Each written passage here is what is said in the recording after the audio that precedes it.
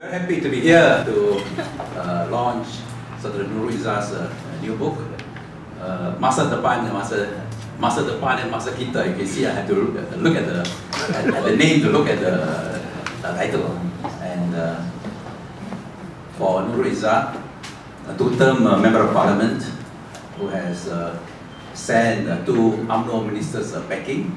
She is the hope and the promise of new generation of Malaysians and for a Malaysian dream, regardless of race, religion, gender, and sex. I think there is no doubt that Nurul is a repository of our hopes and aspirations. The launching of a book in Chinese is significant for it underlines one essential quality of a Malaysian leader and icon. That he or she must not be an exclusive leader for one race, religion, or region. Must be an inclusive leader to be able to reach out to all Malaysians, regardless of race, religion, or region. I think that is a very, very important point. The very fact that you make this effort, it is definitely a plus on her part for the future. This is particularly significant as recent years have witnessed an unprecedented upsurge of the rhetoric and politics of hatred, intolerance, and extremism, causing the worst racial and religious polarization for over 4 decades. And this was why I expressed the hope yesterday that the amicable settlement of the long-standing resolution of the controversy over the seizure of the Malay and the Iban Bible, and also Malaysia taking the chair of ASEAN 2015, with the Prime Minister promising to promote cooperation in ASEAN, and to ask that the ASEAN countries should avoid a narrow nationalism, can usher in a virtuous cycle of moderation. But of course, this was not to be, because these hopes were immediately dashed yesterday. But this is not to be, for these hopes that Malaysians should avoid narrow communalism, just as ASEAN nations should avoid narrow nationalism, were dashed yesterday itself. First, by the historical paper at the Johor UMNO Convention, where the former UiTM Vice Chancellor, and he was the UiTM Vice Chancellor, said that if UMNO loses, Malays will never rule again. That is historical paper. And secondly, the new, twisted, irresponsible, dangerous, and I will say wicked and vile theory by an UMNO minister about shades of racialism, shades of racism, insinuating that the Malays were not welcome in mediarakyat around Penang.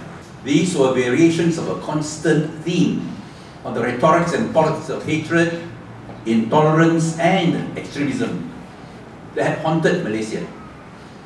That Malays and Islam are under siege. That the end of UMNO rule would mean the end of Malay political power. That the Chinese are out to grab the political power of the Malays and make the Malays the refugees in their own land.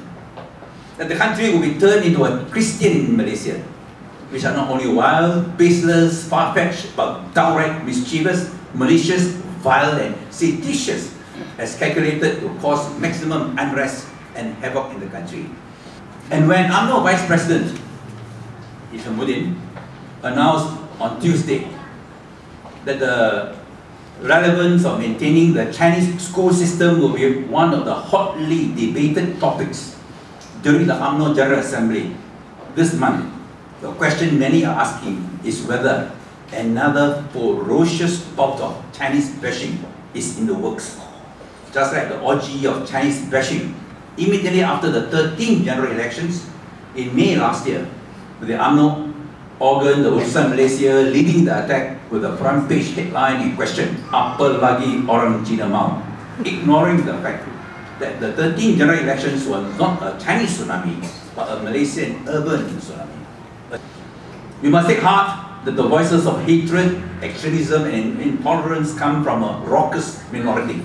But we must keep faith with the overwhelming majority of Malaysians from all races, religions, and regions who believe in moderation and the middle path of unity, harmony, tolerance, justice, and fair play for all Malaysians.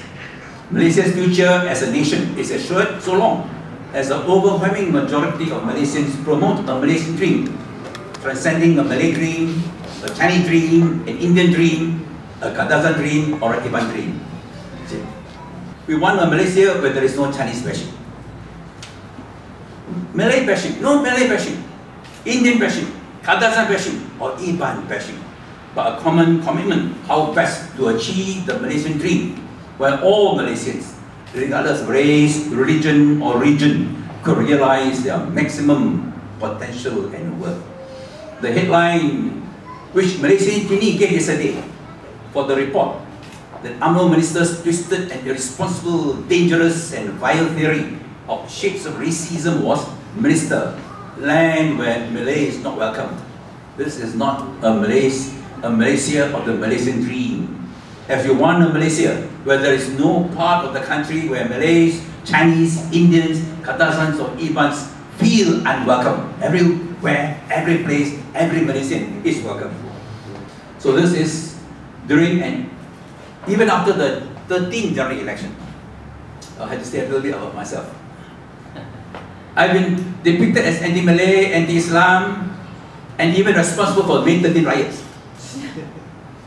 For allegedly shouting anti-Malay slogans in street processions in Kuala Lumpur from 11 to 13th of May.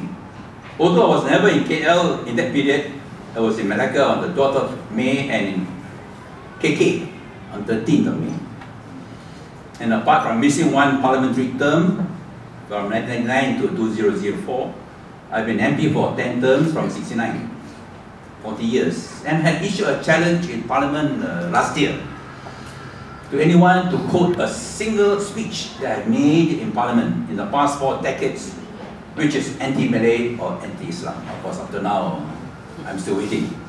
In fact, there should be an independent inquiry to identify those responsible for all the incendiary, inflammatory, insidicious, and racist speeches, statements, and articles before, during, and after the 13th general elections, resulting in serious racial and religious polarization in the country, whether in Parliament or outside.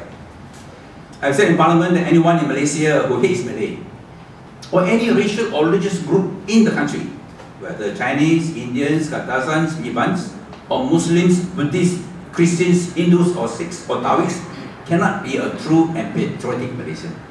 In my 47 years in politics, I've always regarded myself as a Malaysian first and last. 我的47年来在政治的运动，我就当我就是开始跟最后是一个马来西亚人。